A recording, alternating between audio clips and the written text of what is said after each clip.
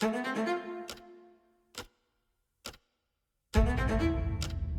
French poet Charles Baudelaire famously said, "The finest trick the devil ever pulled was to persuade you that he doesn't exist." Personally, I would disagree. In my opinion, the finest trick the devil ever pulled was to convince the world that he exists, but in the form of a caricature. And while looking for that caricature, we might come to neglect the fact that everything totalitarian and evil is not the result of external forces, but always rooted within.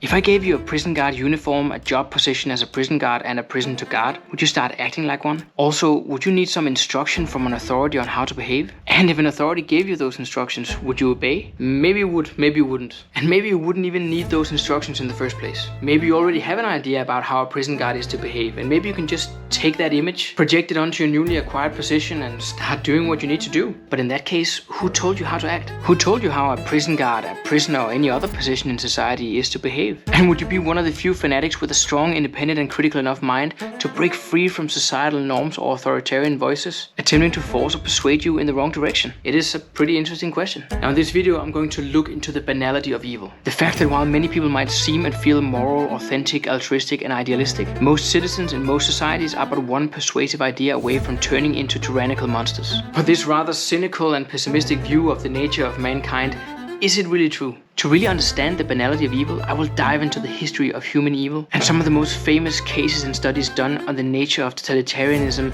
and the human capacity to commit atrocities. Are human beings obedient, and in that case, to what extent? Are we brutal and tyrannical in nature, and what does it take to break down the morality of the average individual? And what does this tell us about the way we should approach other human beings, or how we can protect ourselves and society from the totalitarian forces that live within us?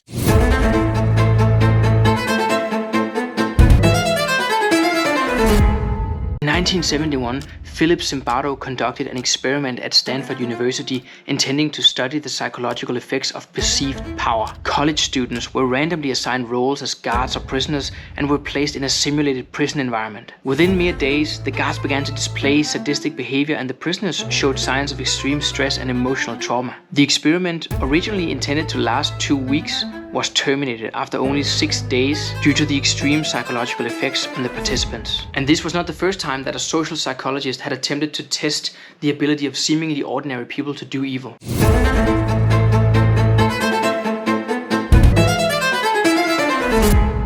Approximately a decade before, Stanley Milgram set up an experiment to test the extent to which ordinary people would obey an authority figure, even when instructed to harm another human. Participants were told they were administering increasingly severe electric shocks to another participant, who was actually an actor, and most participants continued to administer shocks even when they believed they were causing severe pain or harm, as long as they were told to do so by the authority figure present. Now, the results of both of these studies were relatively clear. People are obedient and hold the capacity for great evil. And while Milgram's experiment demonstrated the power of authority to override morality, Zimbardo's Stanford prison experiment demonstrated that you don't even need the presence of an actual authority to bring out the beast. Instead, Zimbardo argued that assigned roles, in this case guards and prisoners, could influence behavior because of the meaning and behavior we intuitively ascribe to these roles. After the study, he famously stated that situational and systemic powers can influence individual behavior in ways we wouldn't predict or expect. In other words, give a man a prison guard uniform and he already knows how to behave. Likewise, with any role in society, there are ideas of how to behave in that given role. And the hypothesis therefore becomes that if individuals find themselves in a specific role that intuitively calls for violent and brutal behavior, we tend to become violent and brutal. Now, both of these studies were partly born out of the Second World War era and a desire to explain the atrocities that happened during the Holocaust. Milgram's study on obedience was directly influenced by the Nuremberg trials, where many Nazi officials and collaborators defended their actions by claiming they were just following orders. And his findings, that a significant percentage of participants were willing to administer what they believed were painful or even lethal electric shocks when told to do so, shed light on the dangerous power of authority and the potential for ordinary individuals to commit harmful acts when absolved of personal responsibility. While not directly a response to the Second World War like Milgram's experiment, Zimbardo's Stanford prison experiment tapped into broader concerns about the capacity of individuals to commit acts of cruelty under certain conditions. The rapid deterioration of the guards' behavior, their adoption of sadistic tendencies, and the prisoners' corresponding psychological breakdowns highlighted the profound impact of situational factors and de-individuation on human behavior. In the 1960s, Hannah Arendt, a German-American philosophy and political theorist, best known for her work on the nature of power, authority, totalitarianism, and the nature of evil, observed the trial of Adolf Eichmann, a high-ranking Nazi official who played a key role in the logistical organization of the Holocaust. He was responsible for the transportation and deportation of millions of Jews to extermination camps in Eastern Europe during World War II, and Eichmann's activities basically made him one of the principal architects of the Holocaust. After the war, Eichmann was captured by US forces but managed to escape from a detention camp in 1946. He lived in hiding for several years, first in Germany and then from 1915 onwards in Buenos Aires in Argentina, where the Israeli intelligence agency Mossad located him in 1960. Long story short, they captured him and they brought him to Israel to stand trial. And his trial in Jerusalem was one of the most high-profile trials in the 20th century. And that takes us back to Arendt. She observed his trial, wrote about it, and it is while reporting about the trial in the New Yorker that she coined the term the banality of evil, a term that would come to define the rest of her career and provide a basis for praise as well as criticism from the part of the intellectual community. Now, contrary to the monstrous image many had of leading Nazis, Arendt found Eichmann to be quite average and ordinary. She even described him as being terribly or terrifyingly normal. And also, he didn't seem to exhibit overt hatred or malice. Rather, he just seemed like a bureaucrat who performed his tasks without questioning them. For Arendt, Eichmann's evil instead lay in his thoughtlessness, his inability or unwillingness to reflect on his actions and their consequences. Now, Arendt's portrayal of Eichmann and her concept, the banality of evil, of course sparked intense debate and criticism. Some, of course, accused her of downplaying Eichmann's malevolence, while others believed she was attempting to universalize his guilt, suggesting that anyone in his position would act similarly. And that again takes us back to Zimbardo's prison experiment. If a seemingly ordinary man, a boring and uncharismatic bureaucrat, could organize the Holocaust, then it makes perfect sense that given a prison guard role, most of us would degenerate to violence, right? And what makes you so special that you're not susceptible to doing the exact same thing? This seems to be further supported by the fact that, as famous historian Timothy Snyder mentions in his book On Tyranny, 20 Lessons from the 20th Century, there was a public sentiment existing in several countries in Europe, most notably of course Germany, that allowed for the relatively smooth rise to power of the Nazis in the 20s and 30s. And even during the war, there were countless examples of people, for instance police officers, including those who weren't ideologically committed Nazis, who became complicit in or even active perpetrators of atrocities during the Holocaust. But that's not you, right? You would of course have fought the Nazis. And if someone ordered you to murder innocent men, women and children, you would immediately refuse and stand your ground. Of course. Well, don't be so sure of that. We should never underestimate that we've been raised and socialized to hold a certain set of values. And the Nazis, as you might have noticed, lost the war. And since then, we've had 80 years to describe what happened during the Holocaust. In other words, we've had 80 years to teach any man and woman in modern society the idea that whatever resembles Nazism is bad. This makes perfect sense, of course. And after all these years, just because everyone today regards the Nazis as evil and despicable bastards, we have come to believe that we would have believed the same thing if we'd been raised and socialized in Germany in the 1920s, which is of course not necessarily the case. The truth is, most people do and believe what most other people around them do and believe. And therefore, if everyone around you acknowledged the evil of the Nazi regime, you have no problem acknowledging it yourself. If people around you were Nazis, on the other hand, constantly indoctrinating you with their ideology, it would take an insanely critical mind to break free from that influence. And within the realm of social psychology, countless studies throughout time have demonstrated that people tend to conform to the behavior of the group they belong to, and that conformity can lead to disaster. Had you therefore been raised during the rise of Nazism, there is a significant risk that you would have bought into some of the narratives of these people. And I know that I'm kind of traveling backwards through time in my storytelling here, but to get to the basics of why groups of people or authorities can make us do horrible things, we actually need to go back to the 1800s to a guy named Le Bon and his famous and seminal theory on crowd psychology. Long story short, this guy, a French social psychologist, sociologist and amateur physicist, in his seminal book The Crowd, a study of the popular mind, published in 1895, argued that individuals within a crowd become subsumed into a collective consciousness,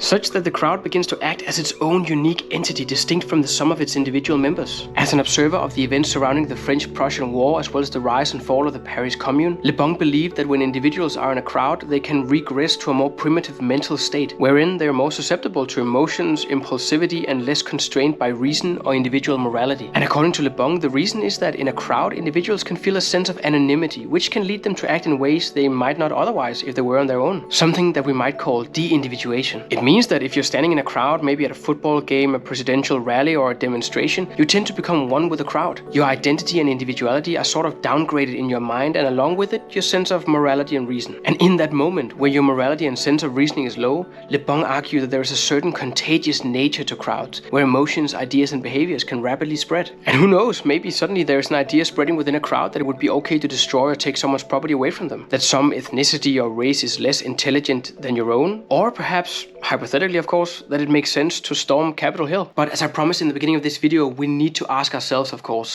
is it really this simple? Is the core of your personality really as rotten as Le Bon, Milgram, Zimbardo, etc. would have us believe? And here it might be important to understand that all of the theories that suggest that everyone is just an inch away from committing violence or even genocide have been criticized immensely. And a lot of this critique, even though it might not necessarily disprove the banality of evil hypothesis, often suggests that the real world is more nuanced. For instance, looking at Le Bon with his rather intuitive but extremely pessimistic view of crowd behavior, we have to acknowledge that he was a part of the French elite and his views were very much shaped by that. And of course, for the elite, anything else than status quo is always perceived as dangerous, which could also partly explain why Le Bon reacted with both fear and contempt every time the people band together. Instead, more recent studies, such as Hopkins et al.'s famous study of the religious festival of Mock-Mela, have suggested that the reason for why crowds form in the first place is an extremely important predictor of when crowd behavior actually ends up in violence. Also, the importance of social entrepreneurs, charismatic leaders that push forward a specific message, has been demonstrated as just as important or perhaps even more important than crowd behavior in itself. Remember the Milgram experiment that we talked about earlier? Now, several critics have later pointed out that testing and identifying obedience levels is actually not that straightforward. And there is actually a lot that Milgram's experiment from 1963 leaves unanswered. First of all, looking at the experiment, critics have pointed out that there was a lot more going on than just participants following orders. There was a lot of manipulation involved. Participants were, for instance, told that the person receiving the shocks was a volunteer who was not tied up and could leave at any time. When instructed at the beginning of the experiment, participants were even told that while the electric shocks might be painful, they would cause no permanent tissue damage. And if you look at what the experimenter, the authority, actually said to the participants, he would go through 4 prompts. Please continue,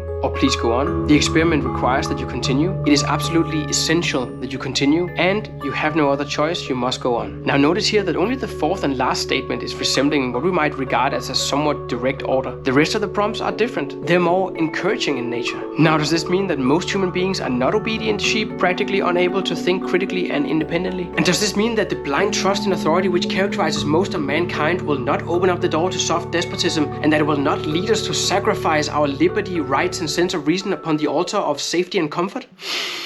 Of course not. But it does remind us that things are more complicated than that. That we need to be aware not only of the people trying to directly force us to do things that we don't want to do, but also the more subtle examples of power and control. The positive and negative encouragement, the nudging that pulls society in a specific direction and forces the individual to conform. And this is essentially an even more dangerous form of control, because it's impossible to identify your adversary. And that it's simply difficult to identify the power structures that you're fighting against. Now, then we have Zimbardo's Stanford prison experiment. That seems pretty straightforward, right? Yeah, but no, it isn't. Later studies have looked into the extent to which people are volunteering for social psychological experiments, and especially ones that are associated with violence. And over time, the results have actually been relatively clear. People volunteering for social psychological experiments associated with violence tend to not be perfect representatives of the general population with regards to personality traits. Instead, they statistically significantly score higher on narcissism, psychopathy, proneness to violence, etc., indicating that Zimbardo's results might not be as straightforward to interpret as he himself thought. Also, approximately 10 years ago, Stanford University opened up for its archives and allowed for the world to scrutinize Zimbardo's experiment. And it allowed us to look at some of the transcripts of the experiment, which did reveal some interesting details. First of all, it does seem like Zimbardo underestimated his own role in the experiment. He actually did provide some instructions for the guards. Secondly, we actually see relatively clear signs of a hierarchy establishing among the guards. And in several examples, leaders among the guards pushed the other guards to exhibit more violent behavior, indicating that the whole idea that the exact moment you put on a prison guard uniform you suddenly turn violent might again not be as straightforward as Zimbardo wanted it to be. Rather, it might point more to the importance of leaders, group conformity, as well as manipulation when it comes to drawing out the worst in people. And last but not least, the crown jewel among the followers of the banality of evil hypothesis, Adolf Eichmann. Remember that I told you that Arendt looked at Eichmann and saw a seemingly ordinary and boring individual who did not seem to exhibit any deep felt hatred towards Jews? A man who was just following orders and was manipulated by his surroundings? Well, researchers who have looked into the life life of Eichmann have managed to establish that essentially he was an extremely mean and evil individual with a much more deep-felt attachment to the Nazis and Hitler than it would seem to begin with. And that several times during the Holocaust, when logistics were causing problems for the progress of the final solution and the extermination of Jews, well, he managed to conjure up some creative solutions that in some instances went even further than Hitler himself had imagined and asked for. In other words, claiming that Eichmann was just following orders is mildly put an underestimation of his role. And despite what Arendt might have observed, he was neither thoughtless nor ordinary. Now, what does all of this tell us? It tells us that while we're all capable of committing atrocities, the road to evil might not be as simple and obvious as some would have it seem. It forces us to acknowledge that control will often present itself in subtle and manipulative ways, in ways that allow us to convince ourselves that we are doing good or serving the interests of society or mankind while we are actually doing evil. Paying attention to the history of human evil and being aware of our own darkness should make us sound the alarm every time someone seeks to take away the liberty of anyone for the sake of society, for the sake of security, for the sake of correcting an injustice. And it motivates us, of course, to remember the words of Mark Twain. History doesn't repeat itself,